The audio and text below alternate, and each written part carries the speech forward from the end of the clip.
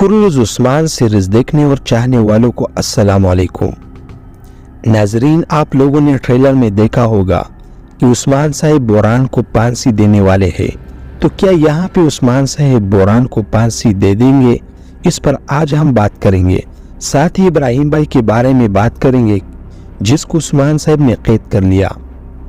अब उस्मान साहिब अलाउद्दीन को बचाएंगे और गुंजा को बचाएंगे, तो क्या वो इसमें कामयाब होंगे? इस पर भी बात करेंगे। लिहाजा ये सब जानने के लिए वीडियो को आखिर तक देखिएगा और साथ ही हमारे चैनल को सब्सक्राइब भी कीजिएगा। नाजरीन, पिछली एपिसोड बेहतरीन थी, सस्पेंस और एक्शन भी ज्यादा था। और जैसा कि आप सबको हमने पिछली वीडियो में बताया था कि जो उस्मान साहिब के ऊपर हमला हुआ वो एपिसोड का आखिरी सीन होगा, और बिल्कुल वैसा ही आप लोगों ने एपिसोड में देखा कि उस्मान साहिब पर हमला हुआ और उस्मान साहिब बहुत ज्यादा जख्मी हो चुके थे। लेकिन जो अगला ट्रेलर था इसमें हम देख सकते हैं कि उस्मान साहिब बासानी बच निकलते हैं, लेकिन बचाने वाला कौन होगा? तो नाजरीन, जहां तक मेरे राय है, यहाँ से उस्मान साहिब खुद बचेंगे।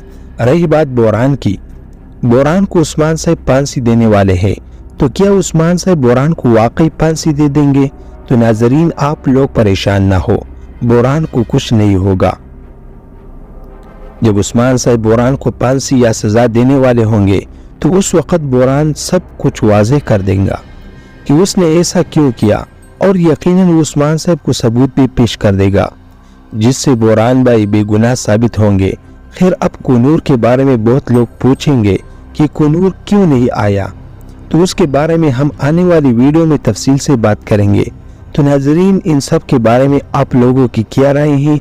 अपनी राय कमेंट्स बॉक्स में हमारे साथ जरूर शेयर करें। वीडियो अच्छी लगी हो तो वीडियो को लाइक और चैनल को सब्सक्राइब करना ना भूलिएगा। अल्लाह हाफिज।